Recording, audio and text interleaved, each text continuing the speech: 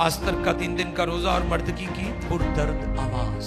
मर्दकी और आस्तर ने और सारी खुदा की कौम ने रूहानी आलम में 3 दिन जंग की। 3 दिन के लिए बतौर मलका अपना लिबास वो भी बदल लिया।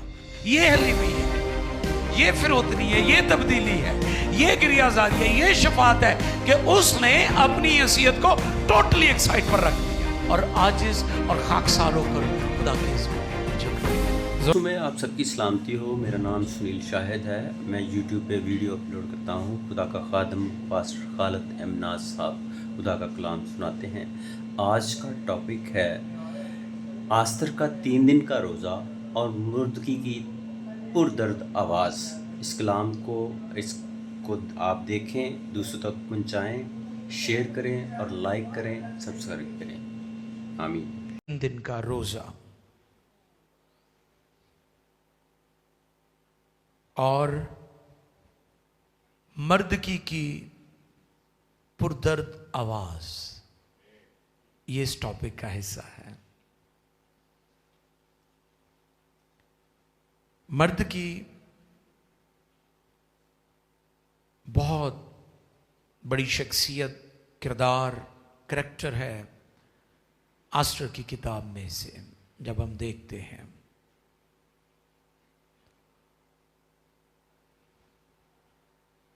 मैं चाहूंगा कि वैसे तो इसके 10 अबवाब हैं, 10 चैप्टर्स हैं इसके, और इन 10 अबवाब के अंदर खुदा की कुदरत और दुआ रोज़े का जो नतीजा है कि दुआ रोज़ा हर दौर में, हर ज़माने में कितना बड़ा काम करता है, उसकी एक शानदार पिक्चर हमें यहां पर नजर आती है। आस्तर 3 बाब की 4 आयात जो हैं उनको हम पढ़ेंगे। Book of Esther chapter 3 versus 1 to 4। आस्तर की किताब 3 बाब की पहली 4 आयात को हम पढ़ेंगे और उसके बाद और भी हवाला जात हैं वो हम साथ साथ पढ़ते रहेंगे मुकद्दस कलाम में से। खुदा की खादमा एस्टर पढ़ने में हमारी रहनुमाई फरमाएंगे। इन बातों के बाद अक्सवेरियस बादशाह ने हजाची हमाता के बेटे हमान को मुमताज और सरफराज किया और उसकी कुर्सी को सब उमरा से जो उसके साथ थे बरतर किया, और बादशाह के सब मुलाजिम जो बादशाह के फाटिक पर थे हमान के आगे झुककर उसकी ताज़ीम करते थे, क्योंकि बादशाह उसके बारे में ऐसा ही हुक्म किया था। पर मर्दगी ना झुकता ना उसकी ताज़ीम करता था। तब बादशाह के मुलाजमों ने जो उस बादशाह के फाटिक पर थे मर्दगी से कहा, तो क्यों बादशाह के हुक्म को तोड़ता है? जब उससे रोज़ कहते रहे और उसने उनकी ना मानी तो उन्होंने हमान को बता दिया ताकि देखें कि मर्दगी की बात चलेगी या नहीं, क्योंकि उसने उनसे कह दिया था कि मैं यहूदी हूँ। बहुत शुक्रिया। मुकद्दस कलाम के पढ़े, सुने, समझे और कबूल किए जाने पर खुदावंद की बरकत सबके आमीन। इस पैगाम के शुरू में ये बात आप नोट कर लें कि जहां भी फिरौन होता है वहां पर खुदा मूसा और हारून को खड़ा करता है। हालेलुया। इससे पहले कि बनी इस्राएल गुलामी में पिसते, दुख उठाते, खुदा ने मूसा जैसा लीडर तैयार कर दिया। और जहां भी बुत प्रस्ती होती है, झूठी तालीमात होती हैं, बाल के झूठे नबी होते हैं, वहां पर खुदा एलिया और अलीशा जैसे दलेर खादम खड़े करता है ताकि दुनिया को सच्ची तालीम दी जाए। और जहां पर हमान जैसे तकब्बुर से भरे हुए लोग इक्तदार में, पावर में आ जाते हैं, वहां पर खुदा मर्द की जैसे रासबाजों को भी खड़ा करता है। हालेलुया। तो आसर की किताब हमें याद दिलाती है कि जब कोई भी आपका साथ ना दे, जब कोई भी आपके साथ खड़ा ना हो, तो खुदा आपके साथ होता है। दुआ रोजे पर यह बात मैं करना चाहता हूं कि दुआ रोजा आसमान को आपके करीब कर देता है। हालेलुया। पिछले दिनों मैं एक गैर मसीही स्कॉलर को सुन रहा था, उनसे किसी ने सवाल किया कि दुआ आज भी की जा सकती है, दुआ की आज भी कोई अहमियत है? अगरचे वो गैर मसीही थे, लेकिन उन्होंने बहुत खूबसूरत बात की। वो कहने लगे कि दुआ खालिक और माबूद के दरमियान जिंदा रिश्ते का नाम है। यानी जो शख्स दुआ करता है उसका खुदा के साथ जिंदा रिश्ता है, एक मुर्दा रिश्ता भी होता है जिस कोई मेल मिलाप नहीं। वो मर गए मेरे अल्लों, कहते हो ना तुसी जी, वो मेरे अल्लों मर गए तो मैं उन्होंने मर गया, ये ने मुर्दा रिश्ते। लेकिन दुआ खुदा के साथ जिंदा रिश्ता है। आमीन। और इस बात को हम आज सीखेंगे कि खुदा ने इससे पहले कि हामान जो खुदा की कौम के साथ बुग़्ज़ रखता था, नफरत करता था, उनके लिए प्लान करे कि उनको मरवा डाले, खुदा ने मर्दकी को वहां पर खड़ा किया ताकि वो इस बड़ी खिदमत को कर सके और खुदा की कौम को बचाया जा सके। आमीन। तो ये चंद एक किरदार करैक्टर है हमारे सामने। एक्सपीरियंस बादशाह है, और उसके बाद हम मलका आस्तर को देखते हैं, क्वीन एस्टर। और फिर उसके बाद हम हामान और मर्द की, ये बड़े मेन करैक्टर्स हैं आस्तर की किताब के अंदर। इसका जो सियाको सबाक है वो क्या है?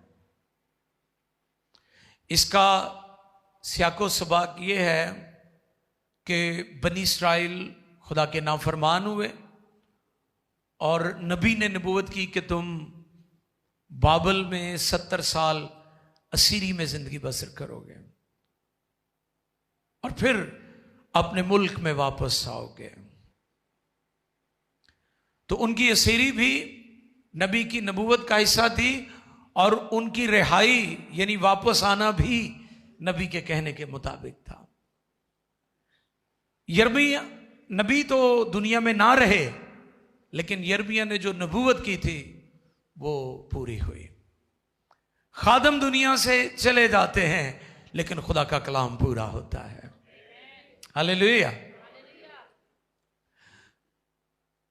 इसका जो कॉन्टेक्स्ट है वो ये है कि बाबल ने खुदा की कौम को असीर बना लिया, यरूशलेम बर्बाद हो गया, हैकल तबाह हो गई और बहुत सारे लोगों को मार दिया और बहुत सारे लोगों को वो अपने साथ ले गए। उनमें बेशुमार लोग ज़हीन थे, स्किल्ड थे, उनको उन्होंने अच्छे ओहदे दे दिए, और जिनके पास स्किल नहीं थे उनको छोटे मोटे काम दे दिए और वो उनकी गुलामी में थे। और शाह फारस ने बाबुल पर अटैक किया, जैसे आजकल सुपर पावर की आपस में वो चुंझा लड़न दियां ने, ते नुकसान लोगों का हो रहा है, नुकसान आम आदमी का होता है, मासूम लोग मारे जाते हैं। ये हिस्ट्री भरी हुई है इन बातों से।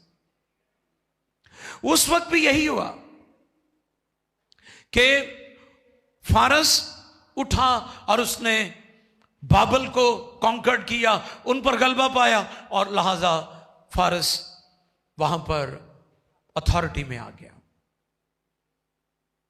और फिर उन्होंने क्या किया? उन्होंने कहा कि जो लोग अपने अपने मुल्कों को जाना चाहते हैं, जिनको गुलाम बनाया गया था, वो चले जाएं, जो रहना चाहते हैं वो रह जाएं। तो जो जाना चाहते थे वो चले गए, जिनका तस्करा हम नेहमिया की किताब में, अजरा की किताब में पढ़ते हैं, और फिर आस्तर की किताब में हम देखते हैं कि वहां पर आस्तर भी रह गई और उसका जो अजीज था मर्दकी, वो भी उधर ही रह गया। और हुआ क्या, जो आयात आपने तिलावत की हैं, इनमें हम देखते हैं कि हामान को अक्सफेरियस बादशाह ने प्रमोट कर दिया, उसकी प्रमोशन हो गई। अब प्रमोशन हो गई तो उसकी तबीयत भी खराब हो गई, क्यों जिन्ने लोग सन सारे उन्होंने सजदे करते सन, झुकते सन। लेकिन याद रखें, खुदा की कौम सिर्फ खुदा को सजदा करती थी। हालेलुया। और आज भी मसीही तालीम यह है, इंजील की तालीम यह है कि हम सिर्फ जिंदा खुदा के आगे झुकें, किसी और बुत, लकड़ी, मकबरे पर या किसी और चीज के आगे ना झुकें। हम सिर्फ जिंदा खुदा के आगे झुकें। सजदा सिर्फ खुदा को रवा है। प्रॉब्लम क्या थी? आपने अभी ये 4 आयात जो तिलावत की गई हैं, इनमें आपने इस बात को सुना है कि हमदाता के बेटे हमान को मुमताज और सरफराज किया और उसकी कुर्सी को सब उमरा से जो उसके साथ थे बरतर किया। यानी लाइक प्राइम मिनिस्टर, बादशाह ने उसको एक तरह से जितनी भी कैबिनेट थी, जितने भी आला ओहदेदारान थे, उनमें उसे मुमताज कर दिया, उसे हाई कमांड दे दी। सो लिहाजा वो लाइक अ प्राइम मिनिस्टर वजीर आजम के ओहदे पर चला गया। तो हुण वजीर आजम की बनया, कहना मैनू झुकदे सजदा करया करो जो लंघदे हो। लेकिन वहां पर एक जिंदा खुदा का मानने वाला भी था, उसका नाम मर्दकी था। उन्हें कहा तेनू सजदा नहीं मैं करना, क्योंकि मेरे ईमान का यह हिस्सा नहीं है कि मैं किसी मखलूक को सजदा करूं। सजदा सिर्फ खालिक को रवा है। हालेलुया। और यहां पर बताता चलूं कि यीशु मसीह को भी सजदे रवा है, क्योंकि वो भी खालिक है।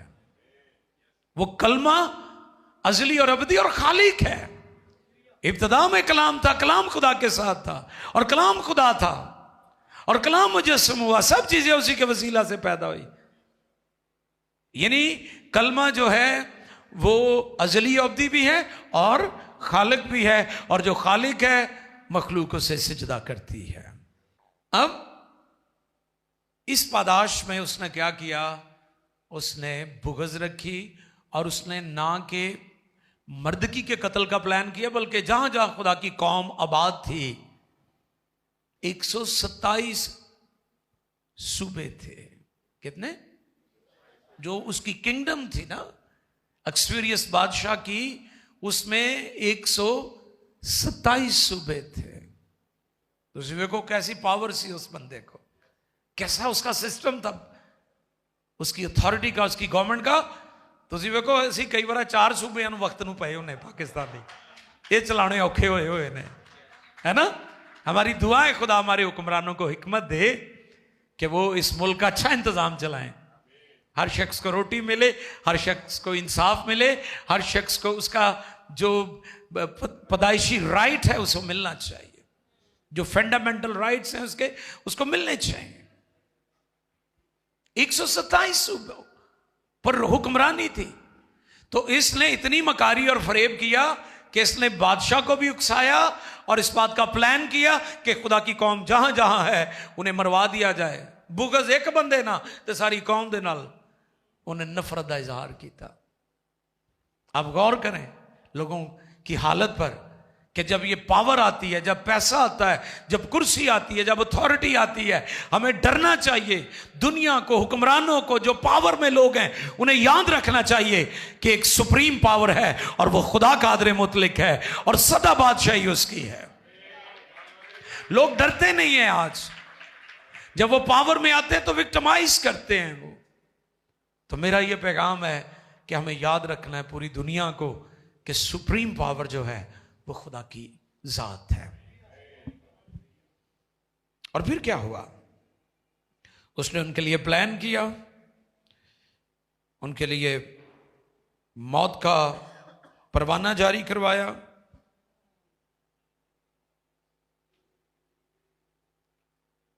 और उसके लिए 1 साल मुकर्रर हुआ था।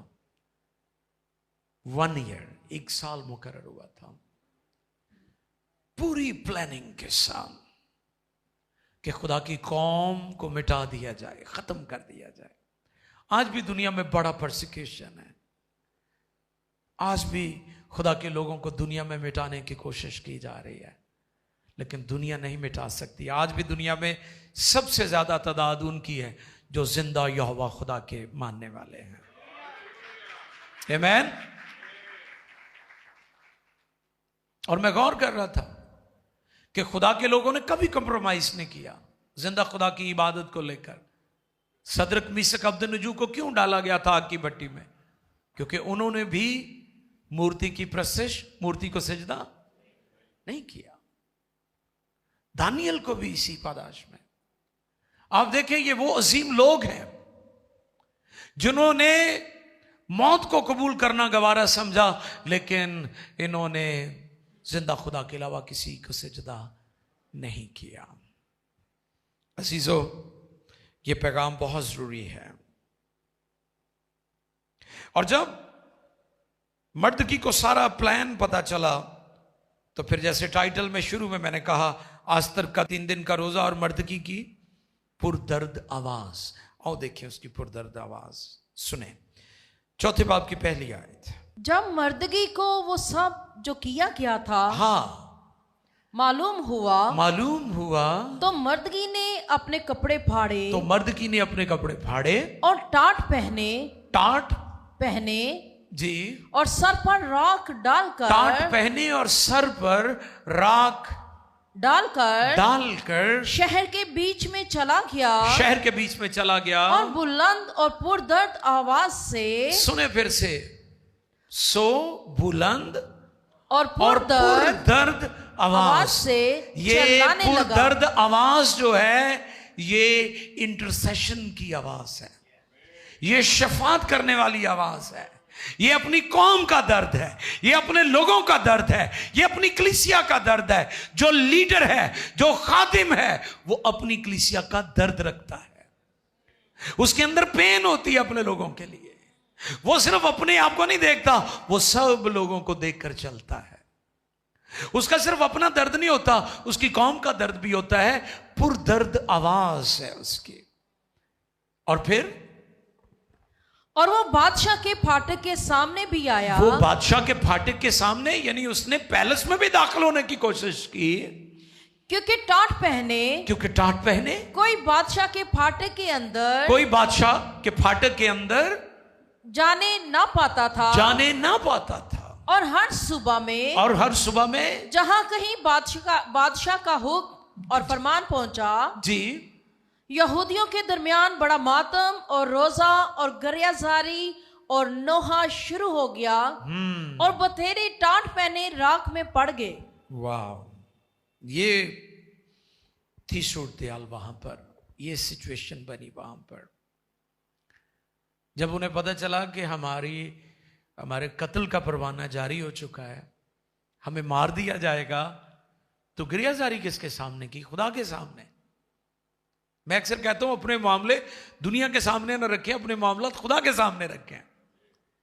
अपनी प्रॉब्लम्स दुनिया को ना बताएं, दुनिया आपका मजाक उड़ाएगी, आपका तमस्कर उड़ाएंगे। अगर आप किसी प्रॉब्लम में, अगर कोई चैलेंज है, मसला हल नहीं हो रहा, दरवाजे बंद है आपके लिए, लोग आपकी मुखालफत कर रहे हैं, तो खामोशी के साथ खुदा के कदमों में जाकर झुक जाएं और पुरदर्द आवाज निकालें। दुआ रोजे की हालत में टाट पर पहले भी हम सीख चुके हैं। टाट ये टाट नहीं है जो हमारे जे सालक साहब पहनते हैं। आपको पता है, उन्होंने भी एक टाट की वो पहनी होती है। दैट्स ओके, उनका अपना बोझ है, अपनी एक उनकी सोच है, और वो भी कुछ ना कुछ ऐसा करते रहते हैं। उनके अंदर भी दर्द है मसीह कौम का, मैं उनको भी अप्रिशिएट करता हूं। लेकिन ये वो टाट नहीं है, ये बकरी की खाल से बनता था, और ये बालों वाली खाल होती थी, बाल उतारे नहीं जाते थे, और ये चुभते थे, ये सोने नहीं देते थे, ये आराम नहीं करने देते थे। ये ऐसी खाल होती थी, ये टाट होता था। वो टाट ओढ़ा उसने, और सब ने गिरयाजारी की, सब ने रोजा रखा, सब ने राख अपने सर में डाले। ये हालात बने थे। हम ये तो कहते हैं कि हालात बदल जाए, तो कभी अपने आप को भी हमने तब्दील किया है कि नहीं? ये कंप्रोमाइज कर सकते थे। मलकास्तर की तरफ आते हैं, आओ देखें जरा, चौथे बाब की चौथी आयत पढ़िए जी, मलकास्तर की तरफ, क्योंकि ये किरदार जिनका जिक्र हम सुन रहे हैं ये बड़े अहम है जी। और आस्तर की सहेलियों जी और उसके ख्वाजा सराव ने आकर उसे खबर दी, तब मलका बहुत गमगीन हुई। हाँ जी, मलका क्या हुई? बहुत गमगीन उसे हुई। क्या जरूरत थी गमगीन होने की? वो तो वेल सेटल्ड थी, वो तो कंफर्ट जोन में थी, उसके लिए तो सब कुछ ठीक था। लेकिन उसके अंदर कॉलिंग भी थी, उसके अंदर बुलावा भी था। आमेन, आमेन। ये बुलावा भी है। आप ऐसे दुआ नहीं कर सकते किसी के लिए। हम अगर आज इधर बैठकर दुआ कर रहे हैं, ऐसे नहीं हम इकट्ठे हो गए। आप मेरे साथ यहां पर शामिल हुए, आप ऐसे नहीं यहां पर आगे मुंह उठा के। आपके अंदर एक मकसद है, आप एक मकसद लेकर मेरे साथ यहां पर बैठे हैं कि हमने अपने लोगों के लिए, दुनिया और कौमों के लिए खुदा के हुजूर मिलकर शफात करनी है कि खुदा लोगों पर रहम फरमाए। आमीन। मलका के अंदर विजन थी, रोया थी।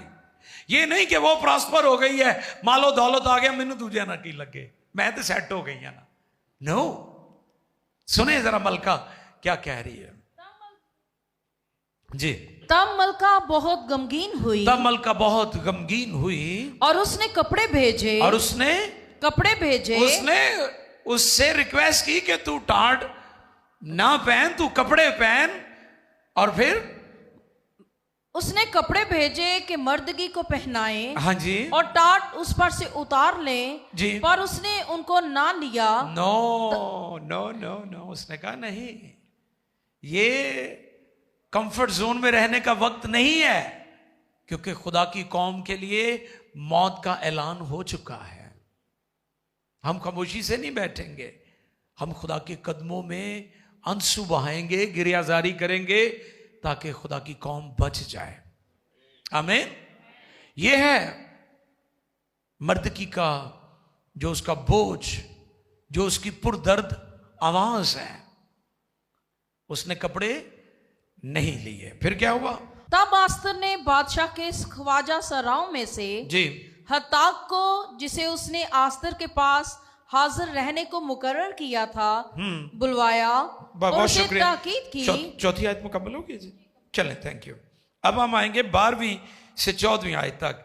जब उसने उसे कपड़े भेजे तो फिर मर्दकी ने क्या पैगाम उसे भेजा, आए जरा वो पैगाम भी सुन लें जी। 12वीं आयत से, उन्होंने मर्दगी से आस्तर की बातें कही।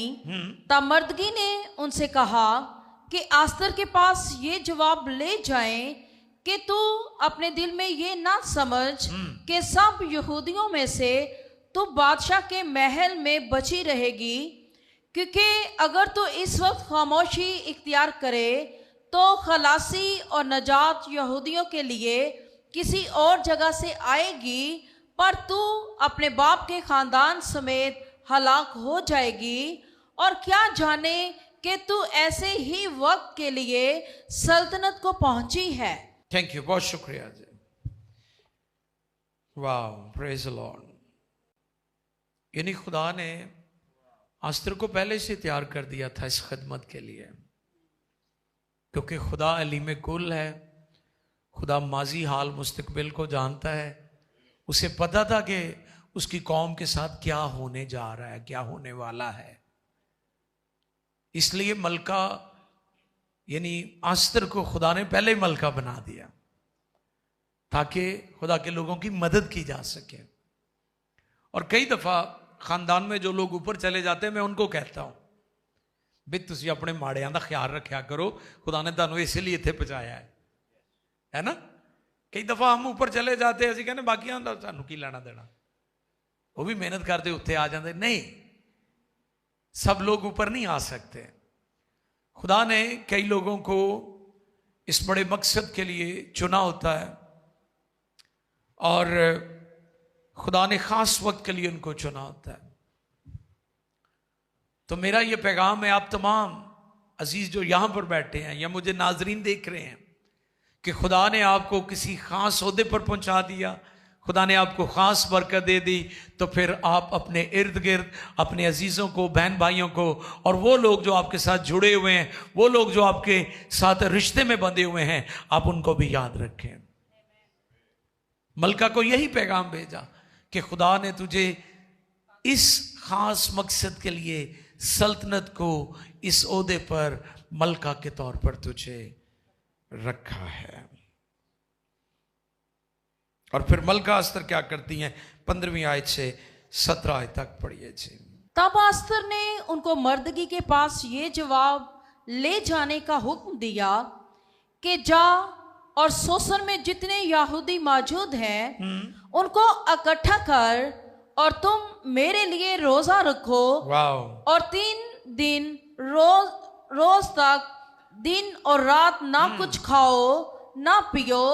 मैं भी अपनी सहेलियां इसी तरह से रोजा रखेंगी और ऐसे ही मैं बादशाह के हजूर जाऊंगी जो आइन के खिलाफ है, और अगर मैं हलाक हुई तो हलाक हुई। चुनाचे मर्दगी रवाना हुआ और अस्तर के हुक्म के मुताबिक सब कुछ किया। Praise the Lord, hallelujah. अब उस विजन में जो मर्दकी की रोया थी, अब एस्टर भी उसमें शामिल हो गई है, हालेलुया।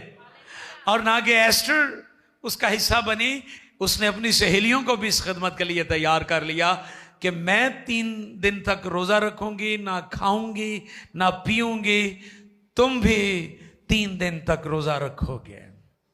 अब ये विजन बढ़ती जा रही है, हालेलुया। पहले वो अकेला था, फिर अस्तर शामिल होगी, फिर बाकी खुदा की कौम शामिल होगी। सोसन के अंदर जो कैपिटल था, कसरे सोसन, जहां पर बादशाह बैठता था, कैपिटल में भी ऐलान हुआ, और फिर उसके तमाम इलाकों में जहां जहां खुदा की कौम थी, उन सबको कहा गया कि तुम सब 3 दिन के लिए रोजा रखो, ना खाओ ना पियो। और उसने कहा मैं बादशाह के हजूर जाऊंगी इसी हालत में। और फिर आपको पता क्या हुआ है, उसने 3 दिन के लिए बतौर मलका अपना उसने लिबास जो है वो भी बदल लिया। आपको पता है मलका का लिबास खास होता है, बादशाह का लिबास खास होता है। ये हलीमी है, ये फिरौतनी है, ये तब्दीली है, ये गिरियाजारी है, ये शफात है कि उसने अपनी हैसियत को टोटली एक साइड पर रख दिया। आप गौर कर रहे हैं, 3 दिन के लिए मलका ने भी बतौर मलका अपने आप को, जो उसकी हैसियत थी, जो उसका मकाम था, उसे एक साइड पर कर दिया और आजिज और खाकसार होकर खुदा के हुजूर झुक गए। आमीन, झुक के खुदा के हुजूर। 3 दिन का रोजा, मातम, गिरियाजारी, आंसू, दुआ। जैसा मैंने कहा, दुआ और रोजा आसमान को नजदीक कर देता है। हालेलुया। ਜਿਹੜਾ आसमान ਤੁਹਾਨੂੰ बहुत ऊंचा लगता है ना, दुआ रोजा उन्हें ਤੁਹਾਡੇ करीब ले आंदा है और खुदा आपकी सुन लेता है। हालेलुया। और बाइबल के मुफस्सिर कहते हैं कि मलका अस्तर ने अगरचे मलका का लिबास उतार कर टाटोड़ा आम लिबास पहन लिया, तो 3 दिन के दुआ रोजे ने उसे रुल्कुस का लिबास दे दिया। हालेलुया। यानी अगर आप खाकसार हो जाएं तो एक लिबास ऊपर से भी आपको मिल सकता है, जो आपके स्टेटस को ही बदल देता है, जो आपकी हैसियत को बदल देता है, जो आपको आलम बाला का जोर मिल जाता है। 10 रोज तक यीशु मसीह के शागिर्द भी दुआ और रोजे में ठहरे रहे,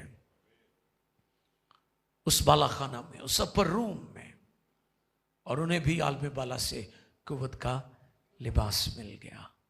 अगर मलका ने अपना शाही लिबास उतार कर हैसियत मकाम को एक साइड पर कर दिया, खाकसार हो गई, तो खुदा ने भी उसे ऐसा लिबास दे दिया जिससे बादशाह की सोच ही बदल गई।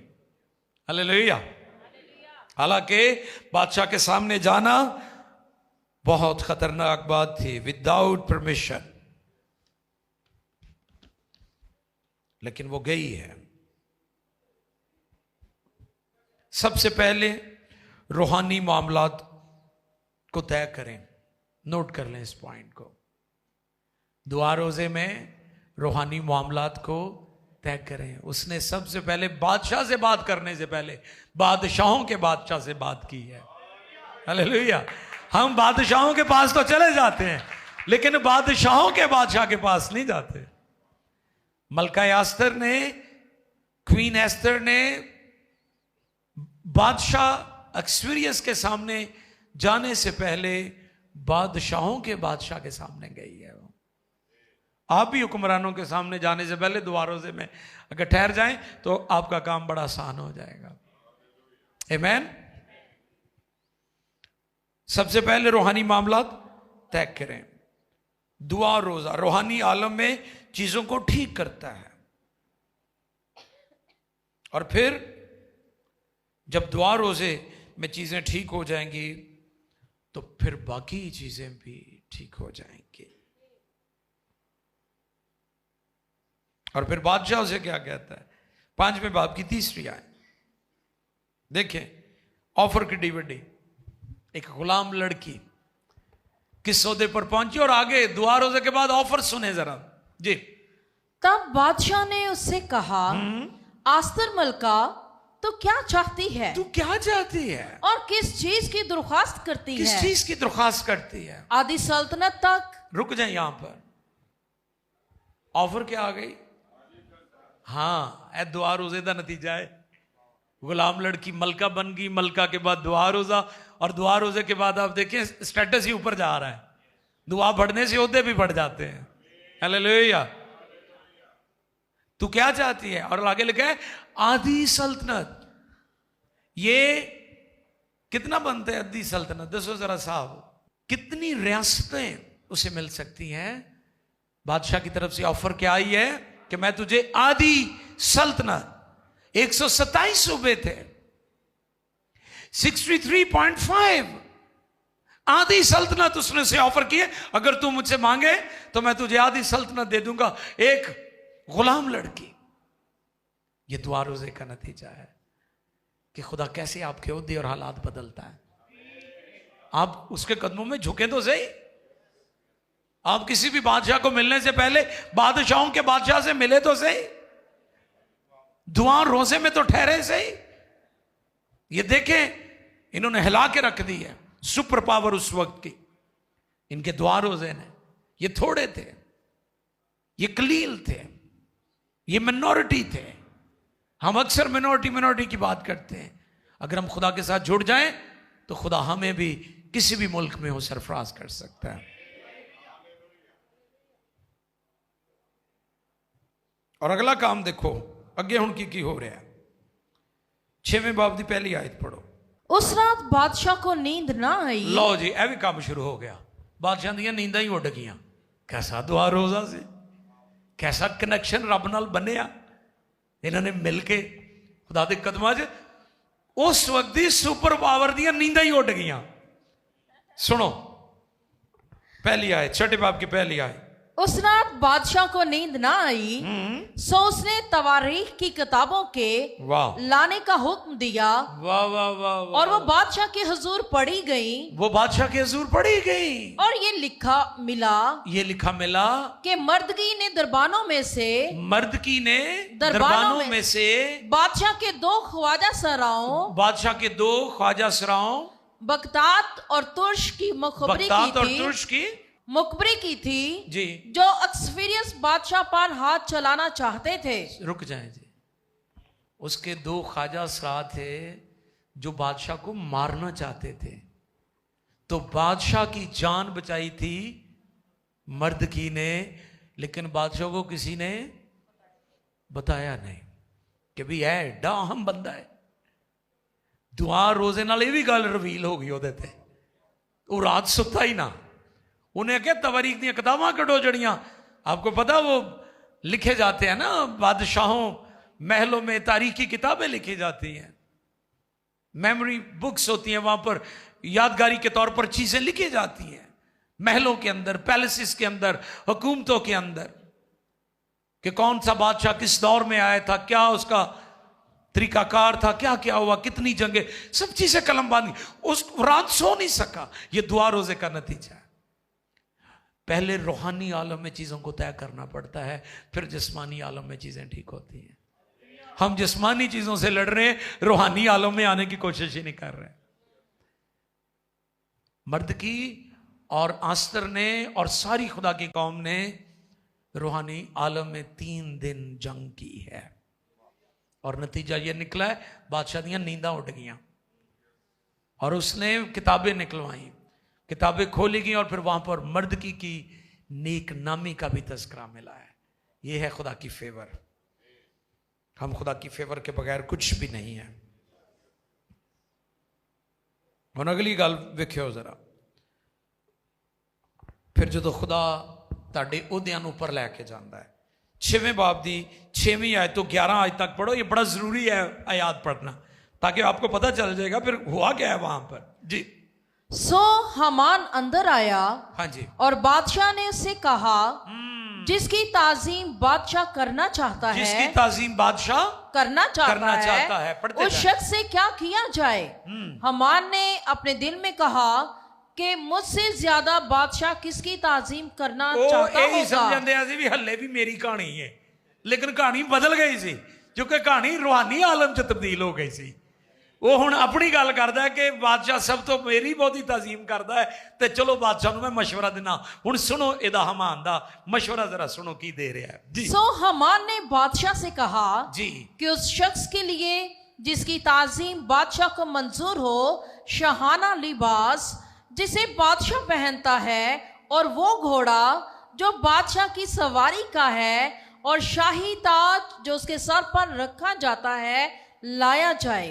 और वो लिबास और वो घोड़ा बादशाह के सबसे आली नस्ब उमरा में से एक के हाथ में सुपुर्द हो, ताकि उसके लिबास से उस शख्स को मुलब्बस करें जिसकी ताजीम बादशाह को मंजूर है, और उसे उस घोड़े पर सवार करके शहर के शराए आम में भी फराए, और उसके आगे आगे मुनादी कराए कि जिस शख्स की बादशाह ताजीम करना चाहता है उससे ऐसा ही किया जाएगा।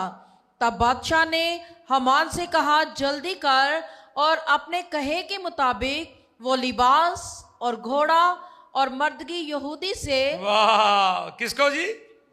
हामान को क्या हुक्म दिया? जो तू क्या है ना ओदे मुताबिक हुण तू खुदा दी कौम दे विचों एक शख्स है, ओदा नाम मर्दकी है, यानी जिद नू कहंदा सी कि मैनू झुक के सजदा नहीं करदा, मेरे अगे झुकदा नहींगा। अब सुने, अब बादशाह ने हुक्म दिया है कि ये लिबास और ये जाहो जलाल, ये शान, ये घोड़ा, ये ताजीम जो है वो मर्दकी को मिलनी चाहिए। हालेलुया। और फिर क्या हुआ सुने आगे 11 तक। बादशाह ने हामान से कहा, जल्दी कर, और अपने कहे के मुताबिक वो लिबास और घोड़ा ले, और मर्दगी यहूदी से जो बादशाह के फाटक पर बैठा है ऐसा ही कर। जो कुछ तूने कहा है उसमें से कुछ भी कमी ना होने पाए।